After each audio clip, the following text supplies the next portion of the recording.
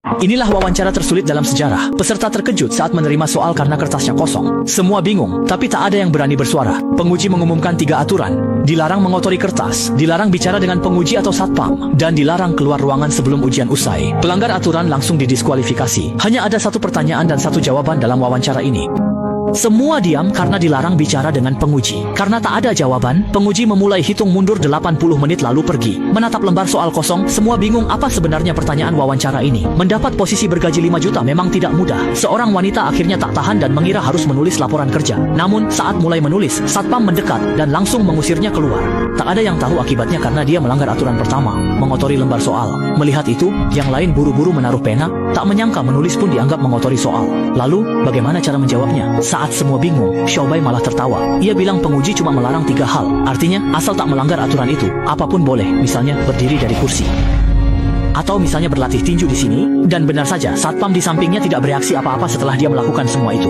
Melihat ada yang memulai, para peserta ujian lainnya pun perlahan mulai rileks dan mulai berpikir, kenapa lembar soal itu kosong? Gadis berambut panjang berpendapat, mungkin perlu menggunakan metode khusus agar tulisan di atasnya bisa muncul, misalnya dengan cahaya. Yang lain pun setuju, karena sekarang mereka hanya bisa mencoba satu persatu. Hal yang paling mendesak adalah segera menemukan soal wawancara. Jadi mereka pun mulai melakukan berbagai percobaan. Mereka meneliti lembar soal di bawah cahaya, tapi tak ada perubahan. Si hitam tiba-tiba berpikir mungkin butuh cahaya khusus seperti sinar X atau ultraviolet, namun di sana tak ada alatnya. Untunglah ide bermunculan. Saat yang lain bingung, si gadis pirang menyahut, perusahaan besar ini pasti punya lampu darurat. Siapa tahu itu cahaya yang dimaksud.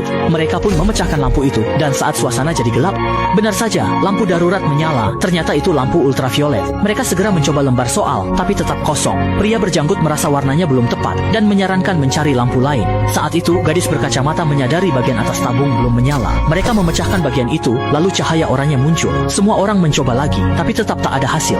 Oke, sekarang berhenti bahas lampu. Xiaobai mencoba cara lain dan mengambil lembar soal milik wanita berambut hitam. Dia pikir kertas itu berbahan khusus, tapi saat digosok dengan pensil tetap tak ada hasil. Lalu dia terpikir untuk mencoba cairan. Dia merobek kertas itu menjadi 2 bagian dan meminta Xiaofei untuk menjilat salah satunya dengan air liur. Sementara itu dia sendiri bereksperimen menggunakan air seni, tapi cara ini juga tidak berhasil, dan semua orang pun kehabisan akal. Pada saat itu Xiaobai memperhatikan pria berkacamata di sampingnya, yang sejak awal tidak pernah berbicara ataupun ikut campur. Melihat pecahan kaca di atas meja, pria itu tiba-tiba mengucapkan kalimat aneh yang terdengar sangat menyedihkan tanpa alasan yang jelas. Lihatlah dengan jelas semuanya. Sebenarnya di sini dia sudah mengungkapkan cara untuk melihat soal ujian dengan jelas. Hanya saja semua orang telah dibutakan oleh kenyataan di depan mata mereka, sehingga tidak memahami makna dari kalimatnya dan akhirnya memilih untuk mengabaikannya. Pada saat itu, pria berjanggut yang jarang berbicara mengemukakan pendapatnya. Ia berpendapat bahwa ini bukanlah sebuah wawancara, melainkan hanya permainan dari para atasan saja. Mereka menawarkan 5 juta hanya untuk semua kesini cuma mau lihat kita beraksi bak monyet. Tapi gadis berkacamata itu tak setuju. Dia tahu perusahaan ini, dan menurutnya, petinggi mereka tak akan buat hal membosankan. 10 tahun lalu, muncul wabah penyakit langka. Ribuan orang tewas menderita. Perusahaan inilah yang kembangkan obat penekan virusnya, hingga kematian turun separuh dalam 6 bulan. Orang tahu bencana itu, tapi tak tahu perusahaan ini pencipta obatnya. Kini, mereka fokus meneliti umur panjang. 80 menit penentu 80 tahun hidupmu. Pesan penguji itu langsung dipahami. Dengan kata lain, selama seseorang bisa masuk ke perusahaan ini, dia bisa hidup sampai lebih dari 100 tahun. Untuk penelitian ini, mereka sangat membutuhkan tenaga kerja saat ini. Jadi wawancara ini benar-benar nyata, bukan sekadar permainan. Pacar si gadis berambut panjang ternyata menderita penyakit ini. Meskipun sudah ada obat khusus, harganya sangat mahal. Namun jika menjadi karyawan perusahaan, bisa mendapatkan diskon 50%. Itulah sebabnya dia ikut wawancara ini. Lalu dia bilang karena cara lama gagal, rahasianya mungkin ada pada satpam. Dia segera mendatangi dan merogoh saku satpam itu. Karena tak melanggar aturan, satpam membiarkan si gadis mengambil pemantik. Xiaobai bingung. Apa mereka mau membakar kertas ujian agar jawabannya muncul? Melihat alarm asap, dia dapat ide. Tapi Xiaohei sanksi karena percobaan sebelumnya pun gagal.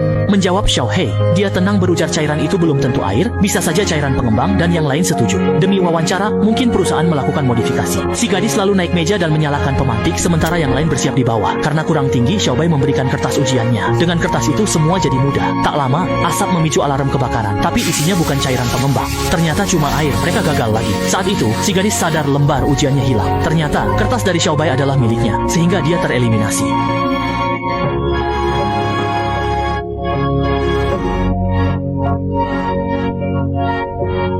Saksi mata terkejut, terutama Xiaohei. Padahal mereka sudah sepakat bekerja sama. Namun dia berkhianat dan menusuk si gadis dari belakang. Sungguh memuakkan. Xiaohei ingin membalas, tapi tak sengaja menyalakan lampu sensor suara. Ini memberi peluang si rambut pirang menang wawancara, tapi upaya menyingkirkan orang lain terus berlanjut. Xiaobai membujuk si kacamata polos merobek lembar jawabannya, dan dia pun tertipu. Satu lagi peserta pun diusir satpam. Peserta lain tak ada yang menghentikannya karena itu berarti berkurangnya satu saingan bagi mereka. Bas yang tidak menunjukkan kehebatanmu? Bukankah kamu bilang kita harus bekerja sama sampai menemukan pertanyaannya? Dia menjelaskan tenang. Pada akhirnya kita semua pesaing. Kalau mau menang wawancara, pakai otak. Kalian harusnya berterima kasih karena aku kurangi peserta. Peluang kalian naik. Xiaohei tak tahan. Terus kenapa? Pertanyaannya saja kita belum tahu. Dia langsung memukul lawannya sampai pingsan. Lalu ia mengikat orang itu dengan erat agar tak melukai lainnya. Ia berniat mendorong orang itu keluar dari ruangan supaya tereliminasi. Namun gadis berambut pirang itu segera menghentikannya. Katanya aturan penguji harus keluar secara sukarela. Jika dipaksa kalian bisa kena imbasnya. Mendengar ini, Xiaohei merasa itu masuk akal. Lalu ia ingin mengotori lembar ujian Xiaobai. Namun tak disangka orang itu justru terbangun pada saat itu. Hal pertama saat ia bangun, bukan menyalahkan tapi menunjukkan dirinya perlu obat. Dia pun mengidap penyakit langka itu. Obat biasa harus diminum tiap jam. Dan hanya obat khusus perusahaan ini yang ampuh. Makanya dia datang wawancara. Namun Xiaohei merasa dia berbohong. Tak ada pilihan. Xiaobai bilang jika dibantu ambil obat, dia akan mundur. Xiaohei setuju, lalu menggeledah kantongnya, tapi obat tak ditemukan. Bagaimana kalau kamu meminumnya? Apa yang sebenarnya kamu minum? Ini tidak lucu. Kamu tahu apa yang terjadi kalau kamu tidak meminumnya? Kehilangan kesadaran, kejang, syok, koma, lalu mati. Kalau kamu mulai kejang, kita akan tahu kamu berkata jujur. Kami senang membantumu. Melihatnya pingsan, semua orang lega. Lalu, pria berjanggut yang pendiam mulai bicara. Dia curiga si gadis berkacamata mata-mata perusahaan karena sangat paham seluk-beluknya. Saat lengah, dia mengikat dan menginterogasinya dengan keras. Wajar, dia mantan tentara. Ternyata dia memang pegawai yang sedang ikut ujian promosi. Tapi entah kenapa ditempatkan bersama pelamar baru. Tapi si janggut merasa dia belum jujur. Infonya tak berguna, padahal mereka butuh soal wawancara ini. Gadis itu pun mengaku tak tahu. Karena marah, si janggut mengambil soal itu dan melukai jarinya dengan kertas. Apa yang kau lakukan? Apa yang harus dilakukan di sisa waktu? Tanpa ragu, ia langsung menggores pahanya. Si hitam kecil mencoba menghalangi, tapi dijatuhkan dengan sikutan. Lalu kacamatanya pun dilepas.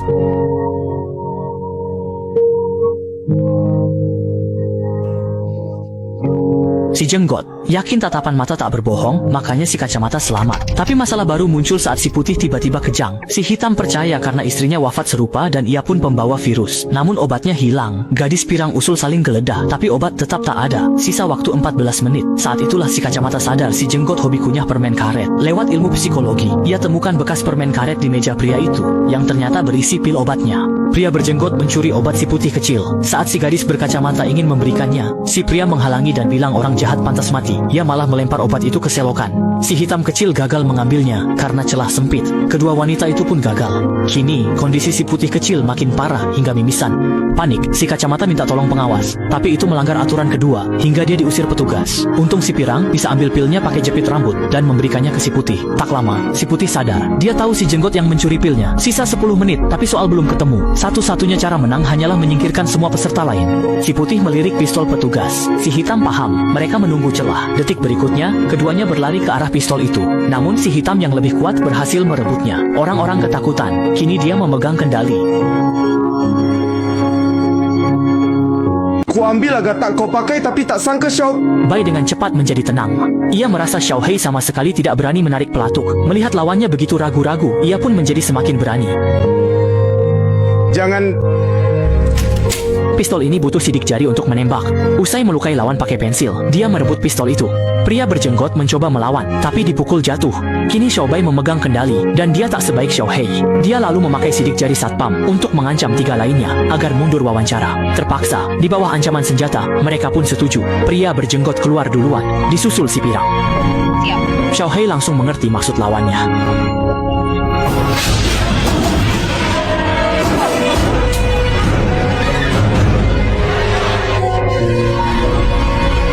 Akhirnya dia tumbang oleh tembakan Xiaobai.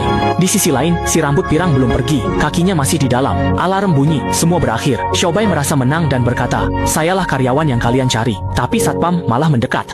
Dia menunjukkan jamnya ke Xiaobai. Waktu ujian belum habis. Pria itu sengaja memajukan alarm. Pewawancara mengamati semuanya, lalu mengeliminasi Xiaobai. Si pirang melihat kacamata di lantai dan teringat pesan. Lihat kenyataan. Dia mengambil kacamata dan pecahan kaca, lalu mendekati soal. Saat diperbesar, dia menemukan satu baris pertanyaan. Padahal sejak awal, pewawancara cuma mengajukan satu pertanyaan. Ada tanya enggak? Itu dia. Itu jawabannya. Pria berkacamata itu sebenarnya adalah CEO perusahaan tersebut. Obat khusus itu memang dia yang menciptakan. Hanya saja dia kurang pandai berbicara. Sebenarnya Xiaohei juga tidak mati. Peluru yang ditembakkan bukanlah peluru sungguhan, melainkan peluru palsu yang sudah diberi obat khusus. Dia tidak hanya berhasil menyelamatkan nyawanya, tapi penyakit di tubuhnya juga benar-benar sembuh.